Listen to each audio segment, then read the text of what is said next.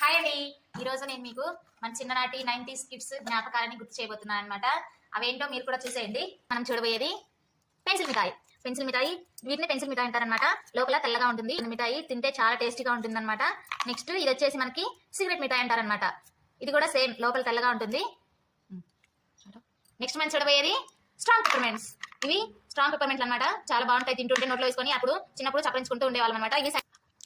ఇప్పుడు మనం నెక్స్ట్ చూడబోయేది ఇది స్వీట్లెస్ మిఠాయి అండి. స్వీట్ చాలా మైల్డ్ గా ఉంటుంది. ఇది ఎలా ఉంటుందంటే మనకి నూగు జుడులు తెలుసు కదా, అది లోపల ఉంటుంది కదా, అట్లా ఉంటుంది అనమాట టేస్ట్.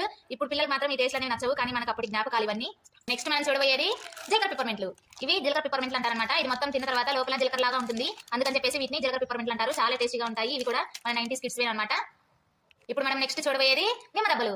వీటిని మా సైడ్ అయితే నిమ్మ దెబ్బలు అంటారనమాట. ఇవి ఇప్పుడు అక్కడక్కడ కూడా దొరుకుతున్నాయి, చాలా టేస్టీగా ఉంటాయి ఇవి కూడా. ఇప్పుడు ఇది వచ్చేసి మనకి ఇది కూడా స్వీట్ అండి. లోపల ఇందాక చూపించాను కదా, తెల్లగా ఉంటుంది. అవి